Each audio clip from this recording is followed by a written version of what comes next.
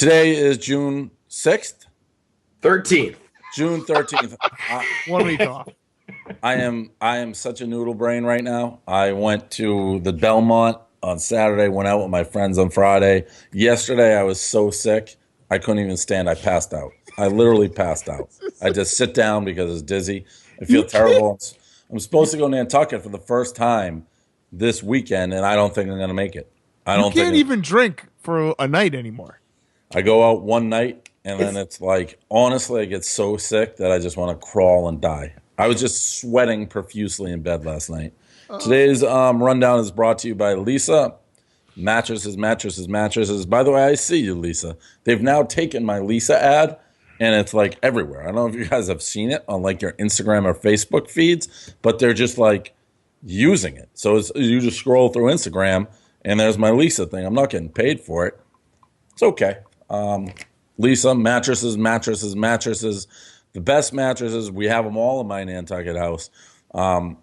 They're cheaper because of the way they ship them and things of that nature. They're awesome. I recommend them. Go to lisa.com, mattresses. You put in your email, you get $75 off. So do that. Lisa.com, mattresses. All right.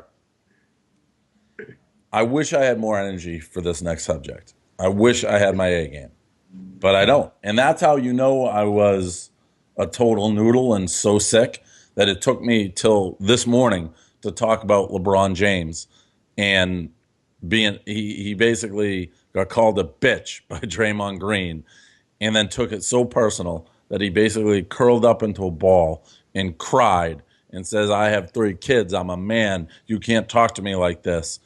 Klay Thompson comes back and says, I guess he got his feelings hurt.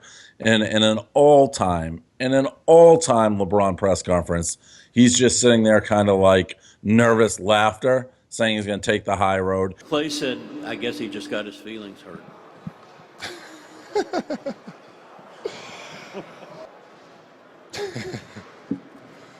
It's so hard to take the high road. I've been doing it for 13 years. It's so hard to continue to do it, and I'm going to do it again. At the end of the day, we got to go out. We got to show up and play better tomorrow night. And if we don't, then they're gonna be back-to-back champions, and and that's it. But I'm taking the high road again. Everything that you could have hoped for in this series has come to fruition. When the going gets tough, LeBron makes a jackass out of himself, and it is happening in spades. Big Cat? The bitch gate is just so fantastic. The 3 kids, he's a man of 3 kids, and Draymond then just saying, yeah, but you're still a bitch. And you were dead on. The press conference, I was traveling yesterday too, so I missed it. But the press conference, that laughter said it all. He was the classic, that doesn't bother me. Nope, it doesn't bother me. But the laugh said that it really, really bothers him. The Warriors are completely under his skin. Did you see Kevin Love too? Yeah, kind of like great. sided with the Warriors. The Cavs are the most fragile team I've ever seen. If LeBron is shooting well and they're up by 10 points, they're acting like they're the greatest team of all time. If they get a little bit of adversity, they all just crumble. And LeBron's got the nervous laughter, and Kyrie's driving in the hole with his head down, and Kevin Love is like clapping on the bench, and who knows if he's even going to play in the NBA anymore. It's such a mess, and I love every second of it. KFC? The best part about that nervous laughter, too, is that he has nothing to say there. There's no comeback. They're down 3-1. He knows this series is a wrap. The Warriors, down to Aisha Curry, are saying and doing whatever they want because they know they have this shit in the bag. So his nervous laughter is like zero comeback, nothing to do. The fact that this is all over just being called a bitch is crazy. I mean, we've done Honey Nut Cheerios before. Remember when Kevin Garnett said Happy Mother's Day to Tim Duncan when his mom died? I mean, there is some times where trash talk crosses the line. Being called a bitch is like second time, of course. But I guess when you're a bitch and you get called a bitch, it really gets to your core because he knows he's a bitch. You know what I'm saying? This is a repeat of last year when Joakim Noah called him a bitch in the playoff series against the Bulls, and then LeBron used the same excuse. He said, "I'm a father of 3 children. You don't do that. Like you don't disrespect me like that." It's like, dude, nobody cares about your kids. It's his buzzword. I guess if you call LeBron a bitch, he gets very, very upset. I literally like spit out my coffee when I saw that was the word that they were gonna. That I mean, you're a loser, like you're a bum, you're a bitch. Those aren't even insults. Those are on like an NBA filler. court. So You just say that. It's filler. Yeah, it's just unbelievable. It's so LeBron being LeBron. Dave, did you also see that he said that coming back home to Cleveland, winning wasn't the main reason for his return? No, I didn't see that. That's We're now into the spin zone where it's not all about basketball. Near his charity and near the youth of Cleveland and all that shit. Get the fuck out of here, man. What will happen next is when they lose. By the way, people aren't acting. Draymond Green's a huge loss, which is bullshit. By the way, that he's out of that game because that's the craziest. Right. I think it was right. It's repeat. I mean, what he's been doing all playoffs. It's totally. I know, right. but it's fucking. He got like basically antagonized by LeBron. Imagine stepping over LeBron. That doesn't matter. You can't be that guy. You can't be the guy who's borderline dirty all the time and then take a swing at a guy's nuts and not expect anything to happen. But that wasn't even close. Like that was you got stepped on. You have to do something. Yeah, that I agree with you there, but the 10 other previous. No, I agree. The others, I agree. Right. But if that was his first time, that wouldn't have been worth it. But he was clearly Draymond's dirty. And that's fine. You need a guy like that on your team, but he is. But all right, maybe he is, maybe he isn't. My point is that was like a hockey play when you go goad the best player into a fight, like that type of thing. And I mean, obviously LeBron's probably not the best example to use it. But of all the incidents, that one, like I assign him zero blame. He got provoked in that one. How much does it suck for him if they win tonight? He's trying to like convince his way to get into the stadium. You just show up. You can't just watch in the locker. I would just assume he'd watch in the locker room, right? I thought they said he's not allowed in the fucking building. Well, so it's a fine if he comes in the building, and then they're kind of like floating out there that if he tries to break it, they could suspend him for Game 6 if there is a Game 6. Ooh. So then it's not worth it, obviously. But that's so fucked up if the Warriors win. And see what's happening. Next up, we get this Royal Guardsman. So it was the Queen's 90th birthday. And we have a guardsman who just couldn't take the heat. There's more of them than I thought, but just face down on the cement. Hilarious. Face down until a stretcher comes in and gets him out of there. I got to think, for being a guardsman, and these are the people who can't show motion, they can't blink, they can't do anything, to pass out on the Queen's 90th birthday, it can't get much more degrading, lower than that. KFC? This guy is the Davey Page views of Queen's guards. He just went full noodle. He went out drinking the night before. He took a cab there, and he just couldn't take it anymore, face down. You have to kill yourself. It's almost like the Japanese people when they kill themselves out of shame. There's no coming back from that. All your Queen's Guard buddies are just going to shit on you for life. You need a whole new life, a whole new identity after you go face down on the Queen's 90th. Big Cat. Laugh out loud video, but the story definitely is what his reaction is when he wakes up in the hospital. I'd imagine he's like Lieutenant Dan. Like, you should have just let me die out there. I don't want to be alive as the guy who passed out on the Queen's birthday. Should have let me just suffocate in that gravel. The X factor too is the big fucking hats. Yeah. Like the fact that she had to pull his big hat off while they put him on the stretcher. He was perfectly passed out too. He was was perfect. Yeah, just out cold, like laying down. It's probably because their body is trained to be so still. College baseball, super regionals, a lot of highlights. So we'll pose this. We got 3, I would say. My throat, it's sore. 3. What happened with that? You tried to take an Adderall to counteract your flu?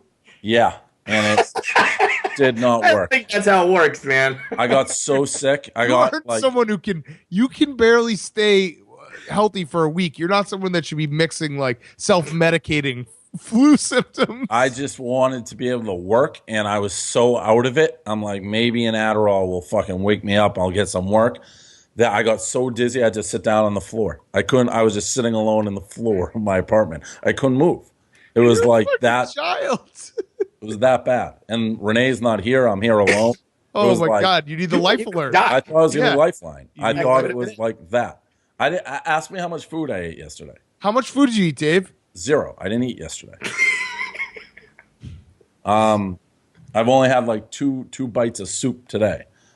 College baseball, a lot of good highlights this weekend. We had the bat flip, Miami versus BC. This kid's notorious for being like a bat flipper. He holds on to it like halfway down the baseline, throws it, kind of sparked a baseball brawl, pushing, shoving. We had the Texas A&M chant.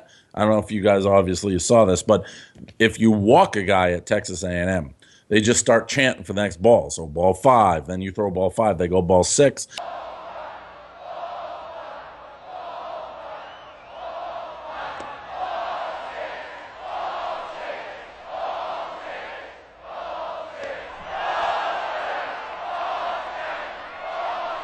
That was intense. Never seen a chant like that. Also, if I'm a college baseball player, I may go to Texas A&M. I've never seen a baseball crowd at a college game like that.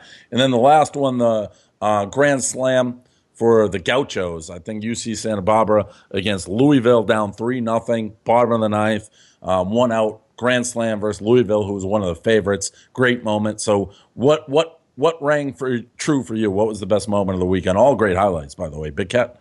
It's the walk-off Grand Slam, not only because it's a walk-off Grand Slam, which you never see, but the ump getting caught in the melee at home plate was hilarious. Did you see them? I didn't notice that. They had to help him out. He was dying because everyone was jumping on him because he was taking his job way too seriously, where he had to make sure he touched home plate. So he was right there, and then they just started all piling, and he almost suffocated under there. So that was an added element to an already special moment.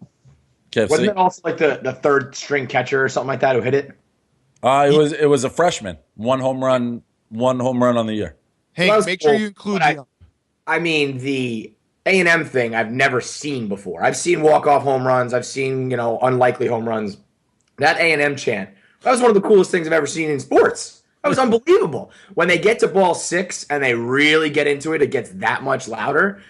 That was incredible. And I mean, that pitcher, stoic. I mean, I would melt down. It would be a wrap for me. That'd take me out. I can't handle this at all. That was incredible. And yeah, you're right. I mean, if you're a college baseball player, that's number 1 on my list. Go there. Go to that crowd. Yeah, I agree with the A&M thing. I think the BC kid, the BC thing is interesting. That Miami kid, somebody should beam that guy. And if that guy doesn't become a really good pro, if he just becomes a washout in, Double A or something, he's the biggest jackass of all time. His name's Edgar or Eduardo Mingolini or something. I'm pretty sure he's going to be good pro. Just strikes me as an Edgar Martinez type guy. He's going to be DH who rakes. Just because the first name? Yeah.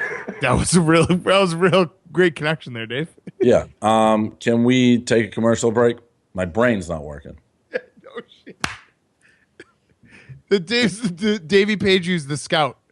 Reminds me of Edgar Martinez because Edgar, whatever his name is, Michelini or something. This story. This is one that stands the test of time. So, in Oregon, there was a guy stealing a bike in a parking lot, stealing a bike from a lady. He's about to get away with it, and he gets lassoed by a cowboy, a legitimate cowboy on a horse, lassoed the criminal and brought him to justice. The interview with the cowboy, electric. The guy, I mean, think about what we just said here. A cowboy, a rogue cowboy on his horse, lassoed a criminal. KFC, what do you got? Am I the idiot here? Is it lasso? It's not lasso? Lassoed, but yeah, okay. I just wanted to make sure Dave was the idiot here. Lasso is such a fucking common term. I mean, I've never heard anyone say it ever. So tomato. Yeah, so I'm not. It could be. I'm gonna trust how you guys pronounce lasso versus how I do. No thanks. The unluckiest bike robber in the world. The fact there's a fucking horse, a cowboy in a horse trailer in the parking lot where you decide to steal it. It reminded me though of Costanza when he does Frogger, when he was like, no. I can do this. I know how to do this. This dude had every skill necessary to lasso the bike thief. It was incredible. It's a weird analogy. Big Cat. It's not. It's like this dude spent his whole life lassoing. That Frogger analogy sucked. Big Cat. That was a bad. You're still upset about the lasso thing. No, it was just a bad analogy. Yeah, that was direct. Sense, but whatever. Keep going with your lasso. It wasn't the best analogy, but that was a direct response to the lasso thing. It was a great tweet when I saw the picture. the video and the interview takes it over the top because this dude is a real cowboy. He is a full-on cowboy where he does not care. That was his job. He saw a bike robber. He had his rope. He's like, I got to get him. And then he went back to feeding his dogs and having like 100 kids and 500 horses on his farm. So the fact that it was a true cowboy makes it so perfect. How's this guy not the sheriff of the town, by the way? He has to be the sheriff. He has to be the sheriff. There should be. I actually would love for like every town to have an actual cowboy riding around on a horse with a lasso. Just like if shit starts going down, just lasso people. Right. Maybe get some fucking order back in this country. Another interesting story. Big brawl at Sloppy Tuna's in Key West over who farted. So it was one couple versus another couple. They confront each other. We've all smelt farts in bars. This, by the way, the couple was 55 and 53, girlfriend, boyfriend. Couldn't have had like a more Key West story. Have you guys been to Key West? Like Sloppy Tuna's, that Duval Street, the white trashiest street, maybe in America, where, again, a 55 and 53-year-old boyfriend, girlfriend couple arguing about farts is like, yes, that is the bar I would have picked that to happen. Big Cat? It's a problem in the world. I've had this thought for a few years now. It's an epidemic that people are farting in the bars of America, and it's going on. We need the lasso guy to be like, maybe that's what we do. Put him in the bars of America. What we really need, though, is you remember when you were a kid and there was like that rumor that if you peed in the pool, there'd be like a purple cloud around you, and then every kid just stopped peeing in the pool because they were so scared of it. We need to start that rumor for farting in bars. Be like, if you fart in a bar, they have this weird thing in the air that you'll be alerted that you're the guy who farted, and maybe people will stop. Or one better, how about there's got to be something where people could have spray, and you spray the air, and it turns a different color, and you could track it back to somebody's ass. Right. Like because it's just, there's nothing worse than walking around in a bar, you're having a good time, you're drinking, you're a little drunk, and then boom, you're just sucking a whole thing of farts out of nowhere. Yeah, you need a black light for farts to just track everyone. Yeah. There's no doubt that like the old couple were the farters, though. Oh, right? Like you're a 55-year-old boyfriend girlfriend in Key West. You're farting in a bar, and they knew it. You know, you get accused of it.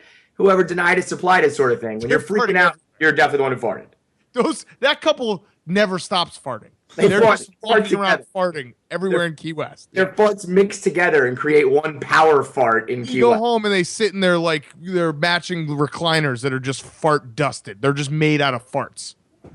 Last one, Andrew Bynum. You guys see this picture? Obviously, you did. At the Cavs game. I didn't even know Andrew Bynum wasn't in the league. That's how out of the loop I am. Is he from Cleveland? He must be. He's just his last season he played there a little bit. Yeah, but you know the story behind it. He's traveling cross country, and he just so happened to be in Cleveland that night in a car. He's driving across the country. Fascinating dude. He was at the game alone. Yeah, he's going across the country by himself. Like I don't even understand it. Did you see the shoes? He's just wearing like slippers. The shoes, the hair, by himself, keeping the free shirt. He's a millionaire. Like everything about that picture was confusing. Dude, he is Mail Time Hall of Famer. He's 28 and he's done. It's a wrap. He's probably got like $75 million. I know he's like kind of a weirdo, and I wouldn't be surprised if he ends up like face down dead somewhere eventually. But right now, I'm not saying I'm jealous of him if you're traveling cross country and watching Cavs games by yourself. But there's nothing he can't do right now. Right. What sucks for him is his height now. There's nothing worse than being a retired basketball player who is a big bust and sticking out everywhere you go. I got to be honest. I'm worried about this guy. If you're who just drives across the country by themselves? No offense, but I don't have enough brain power to worry about Andrew Bynum's. I'm not really worried about him. I'm saying he's going to die soon. He's going to be the next Delonte West, where there's videos of him like smoking crack. Like, Kevin was like, "Oh, I'm not going to say I'm jealous of him, but he can do whatever he wants." But when you're already so far down the list of doing what you want, and you're like, "I'm just going to drive across the country by myself," but that will be one of those deaths in a few years where it will almost be like, "Oh, it was cool that he was still alive to begin with." True. Yeah. No. I listen. I thought he was in the fucking league. So what do I know? All right. That's the rundown. anything after. What'd you think about KSC Radio, Dave? I thought it was very good. I've said that. I thought A lot happened between last rundown and this rundown. KFC Radio, there's a pack Friday. How did Roman Approval do? Fourth. I got to rewatch the race. It's hard to see it there live. He got boxed in. Obviously, we were dealing with the Emily Austin shit, and I feel terrible for her because her fucking life's ruined, but I think she'll tell you she did it to herself, but still kind of sucks that we're involved with ruining a career, whether we had anything to do with it or not. What else happened? That was it, right? Who'd you have in the Belmont? Brody's Cause. I had Destin. Oh.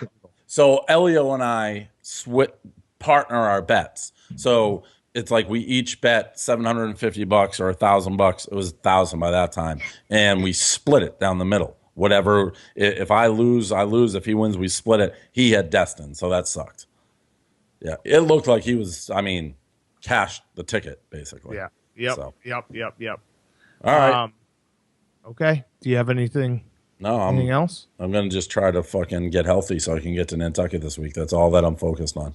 When you going for like the weekend, or you're taking off? Are you gonna do like weekend? Are you gonna do your month away in the summer as usual, or no? No, I mean I work when I'm away, but Too bad for all of us. Yeah, I think you should. I think you need it. Take the rest of the summer off. See you in Noodle. September.